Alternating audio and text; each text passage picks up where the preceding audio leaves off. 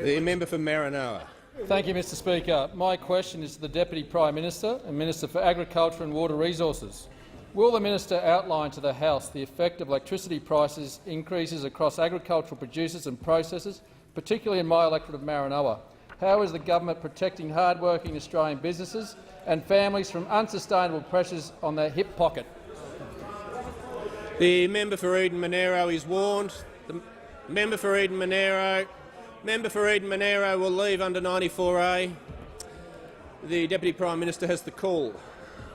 Well, thank you very much, Mr Speaker, and I thank the honourable member for his question. Agricultural production is forecast to reach a record $60 billion in 2016-2017, and $12.5 billion of this is in beef cattle, almost $1 billion across the 2,878 beef cattle farms in the Maranoa-Darling Downs region, and being a former constituent of Maranoa, I'm very aware of that. Teats Australia, one of Australia's largest processing sectors, employs directly 4,000 people, and another 13,000 jobs are associated within regional Australia.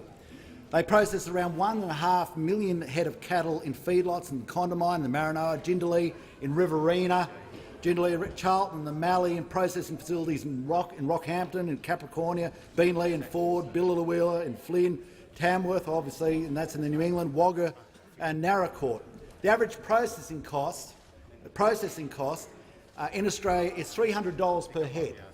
Unfortunately, the average processing cost in the United States is $150 per head, and in Brazil it's $130 a head. So if you want to have more processing, you've got to keep control of your costs. If you don't want to encourage more cattle into the live cattle trade, then control your processing costs. But you can't control your processing costs when, as they say, the costs are spiralling out of control. Total energy for Teats this year will be $39 million that they'll have to spend. And what we've seen in places such as Naracoorte in South Australia, in the last 3 years, the costs have gone up by 60%. 60%.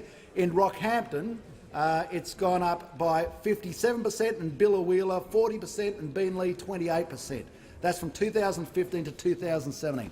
Power prices are forcing people out of jobs, out of manufacturing jobs, and it's quite simple. You can either have cheap power or cheap wages. We don't want cheap wages. We want to make sure people are well paid, so we must have cheap power. So you think the party that represented better wages would want cheap power, but they don't. What they want is dearer power, and this dearer power is going to force out manufacturing jobs. Now we're looking for a coherent explanation of what they have. So let's try it. Let's try some famous speeches. The first famous speech: "We will fight on the beaches." Who said that? We will fight on the beaches. Churchill. 407, or Churchill, on the 4th of June, 1940.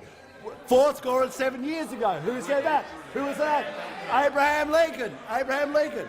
But this has to be one of the best speeches. Who said this?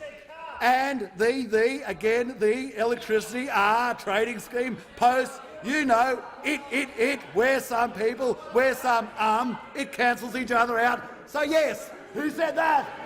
Bowen. He's up there. Deputy Prime Minister will refer to members by their correct titles. The member for McMahon, and he doubled up on it. And again, the impact cancels each other out.